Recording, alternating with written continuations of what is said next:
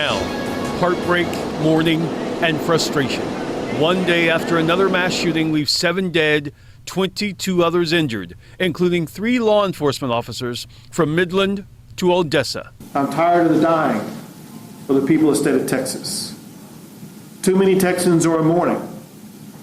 Too many Texans have lost their lives. The dead range in age from 15 to 57, including postal carrier Mary Granados. This Ring video recorded minutes before the 29-year-old was shot to death. There are no definitive answers as to motive or reasons at this point. Now police and the FBI are digging into the background of Seth Ator.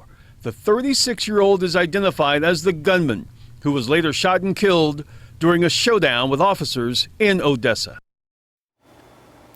Good evening. I'm Steve Pickett. This attack, it was different. That gunman targeted apparent strangers on the street, at a stoplight, in a theater parking lot, and did so over a 2-hour time period. Today, crime scenes are still scattered across Midland and Odessa. We have team coverage with CBS 11's Brooke Katz and Jason Allen, both in Odessa, and I-Team reporter Brian New in McLennan County near Waco. But we start with Brooke.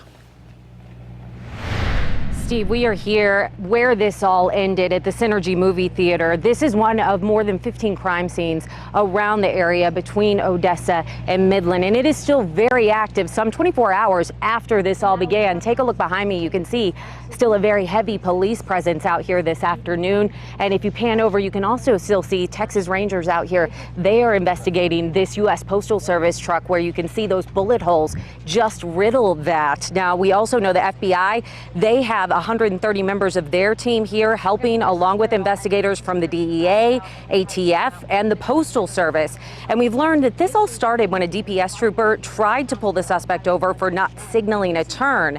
That suspect then opened fire on the trooper, then took off, eventually stealing that U.S. postal van you saw, and essentially going on a shooting spree as he drove here to the Synergy movie theater in Odessa. More than 20 people were hurt, including 3 law enforcement officers, 7 people killed, ranging in age from 15 to 57. The governor traveled here today, and he said he is committed to working with police and other lawmakers to find solutions. Too many Texans are in mourning. Too many Texans have lost their lives. The status quo in Texas is unacceptable. We also heard from the FBI praising local law enforcement here on the ground for quickly taking down that shooter before he could possibly go into this movie theater here. They told me, you know, on a Saturday here in Odessa, Texas, this movie theater is frequented by a lot of people. Steve? Brooke, now we initially heard reports that police thought there were possibly 2 shooters at the time. Are they confident now they're only talking about this suspect? Yeah, Steve, they are. And initially, we had heard those reports that police believed that there were 2 shooters. But there was a lot of chaos going on. There were multiple scenes. 2 vehicles were involved with this. Police say once they took this shooter out, the incident stopped. So they are confident that he acted alone. Also, we're talking about this weapon used in this case. This man, to our understanding, apparently a large rifle while he was in that car. That's right, Steve. We do know, police tell us it was an AR-style weapon. As for how, though, this suspect acquired that weapon, that is still under investigation. Steve? Brooke Katz in Odessa, thank you. This is the youngest survivor of those shootings. We're going to show you this picture now, 17-month-old. Her name is Anderson Davis. Her mother writing about little Anderson that she was hit by bullet fragments in her chest and face. She is in a Lubbock hospital this evening. CBS 11's Jason Allen continuing now our team coverage, also live in Odessa with more on all of this, and talk of a community vigil. Jason?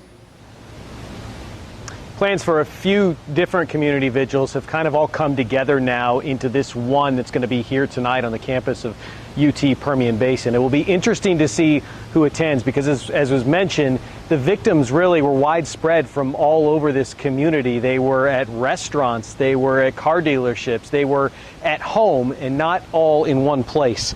This afternoon, we spoke briefly with the father of Edwin Peregrino, who shared with us this picture of his son, who was one of the people who was killed.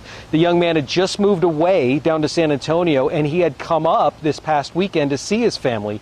Peregrino was shot and killed, and his brother-in-law was injured but survived. A neighbor of theirs shared video with us of a postal vehicle that the suspect was shooting from while in that neighborhood, and posts online and the Postal Service have identified Mary Granado as the worker who was shot and had her vehicle stolen. Other victims include 40-year-old Joe Griffith. His wife and pastor both posted online about his death, and according to the Washington Post, he was sitting in his car at a traffic light when he was shot. The Ector County School District also confirmed one of the victims was a student. There's a fundraising page that identified 15-year-old Layla Hernandez as the victim and said that her brother was also shot and injured. We expect that the service here tonight will recognize some of them and others who were injured during this incident yesterday. We'll have more for you on the story tonight at 10 o'clock. Live this afternoon in Odessa, Jason Allen, CBS 11 News. Okay.